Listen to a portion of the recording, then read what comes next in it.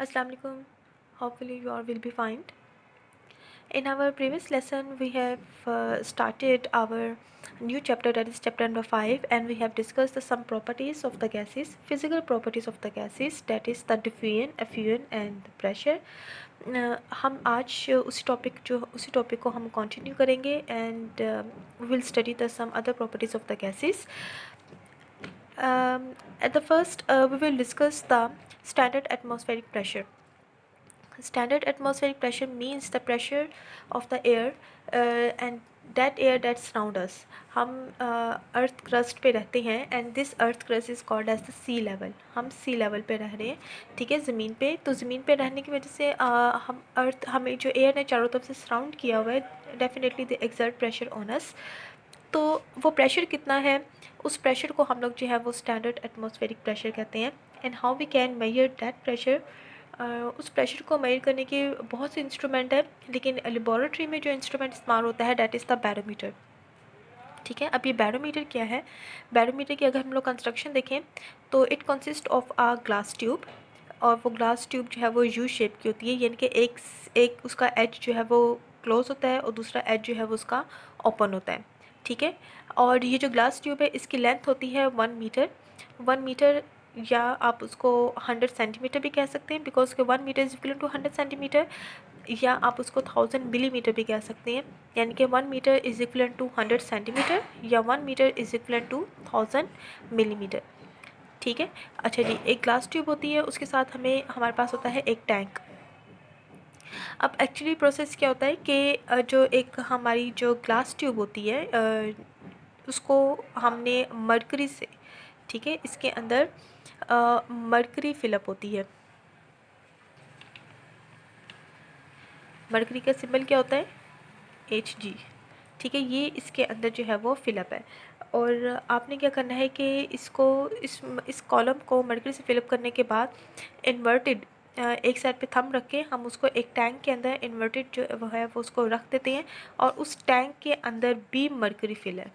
इसके अंदर भी क्या है, मरकरी है. ठीक है, अच्छा जी, अब इस पूरी ट्यूब की लेंथ मैंने आपको कितनी बताई थी. इस पूरी ट्यूब की जो लेंथ है that is equal to 1 metre या 100 सेंटीमीटर या 1000 मिलीमीटर. अब होता क्या है कि कुछ देर के बाद हम लोग देखते हैं कि ये जो मरकरी का कॉलम है उसमें क्या होता है कि भाई इसमें लेवल जो है वो मरकरी का कम होता जाता है. यानी कि पहले इसकी ये फॉर्म थी और बाद में क्या होता है कि टैंक में मरकरी का कॉलम ज़्यादा हो जाती है और यहाँ पे जो है वो कम होती जाती है, और यहाँ पे आके इस पोजीशन पे आके वो स्टॉप हो जाती है मज़ीद, यानी कॉलम नीचे नहीं आता. ठीक है, और जब हमने इसको मेजर किया तो हमारी ये टोटल 1 मीटर थी या 100 सेंटीमीटर थी. तो जब हमने इसको ऑब्ज़र्व किया तो ये 76 सेंटीमीटर पे आके जो है ये लाइन स्टॉप हो गई है, इससे मज़ीद नीचे नहीं आ रही है. एक्चुअली हुआ क्या इसमें कि जब हमने इस मरकरी को फिलअप किया तो फिलअप करने से क्या हुआ, हमने इस ट्यूब को ऐसे मरकरी से फिलअप करते हैं कि इसके अंदर कोई भी एयर इंट्रैप्ड ना हो, कोई एयर इसके अंदर प्रेजेंट ना हो. ठीक है, अब इस ट्यूब के अंदर सिर्फ मरकरी है, इसके अंदर कोई एयर प्रेजेंट नहीं है. जब आपने इसको टैंक के अंदर इसको इन्वर्टेड किया तो टैंक का देखिए ये ऊपर वाला हिस्सा जो है ये तो एटमॉस्फेयर के साथ डायरेक्टली इन कांटेक्ट है. इसके ऊपर जो है वो एयर का प्रेशर जो है वो एक्सर्ट हो रहा है. समझ आ गई. अब होता ये है कि अब चूँकि इस ट्यूब में कोई एयर नहीं है और सिर्फ मरकरी है, और मरकरी बहुत एक डेंस लिक्विड है, तो डेफिनेटली उस डेंस लिक्विड का प्रेशर भी क्या होगा, ज़्यादा होगा. हम कह सकते हैं कि भी इस ट्यूब के अंदर मरकरी का प्रेशर ज़्यादा है as compare to the air जो कि बाहर है. ठीक है, तो उसके बाद हमने ये फिनोमेना पढ़ा है कि जब भी कोई लिक्विड मूव करता है from higher concentration to lower concentration. अब यहाँ पे भी क्या हुआ कि यहाँ पे प्रेशर ज़्यादा है, यहाँ पे कम है, तो लिक्विड मूव किया from higher pressure to the lower pressure. ठीक है, तो इसलिए यहाँ से क्योंकि इनके दरमियान प्रेशर का डिफरेंस है, मरकरी में प्रेशर ज़्यादा है, एयर का प्रेशर कम है, प्रेशर डिफरेंस होने की वजह से ये मरकरी इसमें से मूव करके इस कॉलम में से मूव करते इस टैंक के अंदर आ गई. ठीक है, अब अगर ये मूवमेंट तब तक रहेगी जब तक कि दोनों के दरमियान प्रेशर का डिफरेंस रहेगा। जैसे ही प्रेशर का डिफरेंस ज़ीरो हो जाएगा तो मूवमेंट भी क्या हो जाएगी, ख़त्म हो जाएगी। तो ये लिक्विड यहाँ से निकलता रहा अनटिल और अनलेस 76 पे जब इतनी अमाउंट ऑफ मरकरी निकल गई। अब बाकी का जो ये मरकरी है, इसका जो प्रेशर है वो बाहर वाले एयर के प्रेशर के इक्विवेलेंट हो जाता है, जिसकी वजह से मज़ीद मरकरी बाहर नहीं निकल सकती। तो इस स्टेज में हम कहते हैं कि कोई प्रेशर डिफरेंस नहीं रहा, यहाँ पे मरकरी कॉलम सेटल डाउन हो गई है।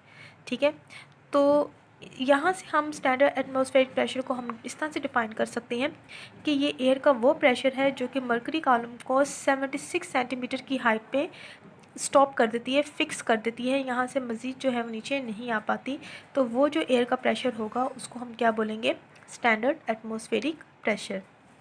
यानी कि अगर मैं इसको मैथमेटिकल लिखूँगी तो ये ऐसे होगा कि एटमॉस्फेरिक प्रेशर क्या है। एटमॉस्फेरिक प्रेशर को एब्रीविएशन हम लोग इस्तेमाल करते हैं ATM, एटमॉस्फेरिक प्रेशर।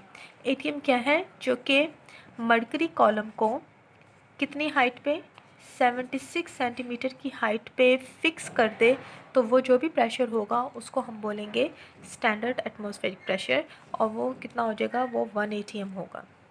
इसका मतलब है कि मैं मेरे इर्द गिर्द या आपके इर्द गिर्द जो एयर का प्रेशर है डेट इज़ द 1 ATM। ठीक है, तो 1 ATM is equal to 76 centimetre. और अभी मैंने आपसे क्या कहा था कि हम सेंटीमीटर को मिलीमीटर में भी कन्वर्ट कर सकते हैं। तो ये मैं ऐसे लिख सकती हूँ कि 1 ATM is equal to 760 millimetre Hg। Is it clear? ठीक है, so this is called as the standard atmospheric pressure. तो एटमॉस्फेरिक प्रेशर के एक ये रिलेशन हमने अभी पढ़ लिया है, एटमॉस्फेरिक और mmHg में या सेंटीमीटर Hg में इसका क्या रिलेशन है वो हमने हो गया। लेकिन हमने लास्ट लेसन में हमने पढ़ा था कि प्रेशर के जो स्टैंडर्ड या ऐसा यूनिट है वो है पास्कल या न्यूटन पर मीटर स्क्वायर। तो ATM, अगर ATM को या स्टैंडर्ड एटमॉस्फेरिक प्रेशर को अगर हम लोगों ने ऐसा यूनिट में कन्वर्ट करना है तो वो इक्वलेंट होगा 101.325 न्यूटन पर मीटर स्क्वायर, या हम इसको पास्कल भी बोलते हैं। Is it clear? ठीक है, तो ये एक रिलेशन आपने ये पढ़ा है, एक ये पढ़ा है, एक ये पढ़ा है। इसके अलावा हमारे पास प्रेशर को हम मेजर करते हैं एक और यूनिट में, और उस यूनिट को हम बोलते हैं टॉर। टॉर जो है वो बिल्कुल इतना ही होता है जितना mmHg है, यानी कि 1 mmHg is equal to 1 torr. ठीक है, तो 760 mmHg कितने के इक्वलेंट होगा, 760 टॉर के। ठीक है, और अभी हमने पढ़ा है कि 160 mmHg किसके इक्वलेंट है, 1 ATM के। सो मैं यहाँ पे 1 ATM लिख सकती हूँ। So 1 ATM is equivalent to 760 torr. Is it clear? ये तीन रिलेशन आप लोगों ने याद रखनी है। ठीक है, mmHg का एटमॉस्फेरिक का पास्कल के साथ, एटमॉस्फेरिक का mmHg के साथ, ये तीन चार रिलेशन जो है वो आपने याद रखनी है। This is called as the atmospheric pressure. Okay, the next property of the gas is that they are compressible. They are compressible, compressibility के गैसेस को हम लोग कंप्रेस कर सकते हैं, दबा सकते हैं। कंप्रेस का मतलब होता है दबाना। हम क्यों दबा सकते हैं, हमने पढ़ा था कि गैस के मॉलिक्यूल्स एक दूसरे से बहुत दूर होते हैं, इनके दरमियान काफ़ी वैकेंट स्पेसेस होती हैं। जब इनको मैं प्रेशर एक्सर्ट करूँगी, दबाऊँगी, तो क्या हो जाएगा, ये गैस मॉलिक्यूल्स एक दूसरे के क्लोज हो जाएंगे। ठीक है, यही होगा ना। तो इस वजह से हम कहते हैं कि गैस मॉलिक्यूल्स को हम लोग कंप्रेस कर सकते हैं। क्यों कर सकते हैं, because they have the vacant spaces between them. ये जो आपके परफ्यूम्स होते हैं, ड्यूड्रेंट्स होते हैं, ड्यूड्रेंट्स को अगर आप शेक करो तो उसमें हिलने की आवाज़ आती है ना, तो उसमें भी यही होता है कि भाई जब आप उसके नोज़ल को प्रेस करते हो तो वो जो एयर होती है जिसको जो परफ्यूम होता है जिसको कंप्रेस करके बीच में डाला होता है, वो दोबारा से गैस फॉर्म में, जब उसके प्रेशर कम हो जाएगा तो वो, जब आप इसके ऊपर से प्रेशर कम करोगे तो दोबारा वापस अपनी पहली फॉर्म में चले जाएंगे ये। ठीक है, इस तरह से आपने CNG का नाम सुना होगा। CNG क्या है, compressed natural gas. Natural gas को कंप्रेस करके सिलेंडर के अंदर फिल किया हुआ होता है। ठीक है, अच्छा जी, the next property of the gases, they are mobile, they have the mobility, mobility का मतलब है मूव कर सकते हैं।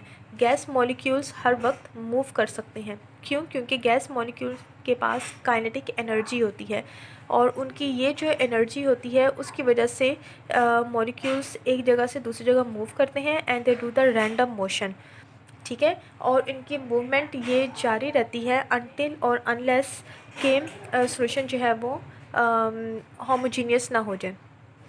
होमोजीनियस का मतलब ये है कि जैसे कि हमने लास्ट टाइम पढ़ा था डिफ्यूजन में हमने पढ़ा था कि भाई टैंक के अंदर हमने एक तरफ गैस फिलअप कर दी थी और इस तरफ कोई गैस नहीं थी, तो जब हमने पार्टीशन हटाई तो गैस मॉलिक्यूल्स यहाँ से यहाँ पे मूव करना शुरू कर दिया और उनकी मूवमेंट तब तक रही थी जब तक पूरा सॉल्यूशन क्या हो गया था, होमोजीनियस। होमोजीनियस का मतलब एक जैसा, ठीक है। So gases are the mobile, gases have mobility, why? Because the molecules have the kinetic energy in them, ठीक है। Okay, and the last property of the gases is that the density, density होना है। Density का मतलब होता है सख्त होना, हार्ड होना। किसी भी चीज़ का सख्तपन को हम लोग क्या बोलते हैं, डेंसिटी, ठीक है। तो गैसेस में चूँकि बहुत आप कह सकते हो कि सॉफ्ट होती हैं, यानी कि उनका मैस कम होता है। नॉर्मली डेंसिटी को मेजर करने का हमारे पास फार्मूला होता है density is equal to mass by volume, mass of the molecule and volume of the molecule. चूँकि गैसेस के दरमियान मॉलिक्यूल्स के दरमियान डिस्टेंस बहुत ज़्यादा होता है तो इनका वॉल्यूम भी क्या हो जाएगा, ज़्यादा होगा। तो यहाँ पे हम देखते हैं कि डेंसिटी और मैस में डायरेक्ट रिलेशन है, यानी कि अगर मैस ज़्यादा है तो डेंसिटी भी ज़्यादा है, लेकिन डेंसिटी और वॉल्यूम में इन्वर्स रिलेशन है, ये इसके डिनोमिनेटर में है। जब भी डिनोमिनेटर में कोई चीज़ ये फैक्टर होता है तो वो इन्वर्स रिलेशन जो है वो इंडिकेट करता है, ठीक है। तो वॉल्यूम ज़्यादा होगा तो डेंसिटी क्या हो जाएगी, कम हो जाएगी। अगर वॉल्यूम कम है तो डेंसिटी क्या हो जाएगी, ज़्यादा हो जाएगी, ठीक है। तो गैस के मॉलिक्यूल्स के दरमियान चूँकि स्पेसिस बहुत ज़्यादा होती हैं, इस वजह से इनका वॉल्यूम भी क्या होता है, बहुत ज़्यादा होता है। और इन्वर्स रिलेशन होने की वजह से greater the volume greater lesser will be the density. लेकिन अगर यही बात हम लोग सॉलिड या लिक्विड के लिए करें तो लिक्विड में चूँकि सॉलिड में चूँकि गैस पार्टिकल्स जो हैं वो एक दूसरे के बहुत क्लोज होते हैं, ठीक है। गैसेस में अगर यही 4 पार्टिकल्स हैं, उन्होंने इतनी स्पेस ली हुई है, तो यही सॉलिड में इन्होंने इतनी ली हुई है, इनका वॉल्यूम कम हो गया। वॉल्यूम कम हो गया तो डेंसिटी क्या हो जाएगी, ज़्यादा हो जाएगी, ठीक है।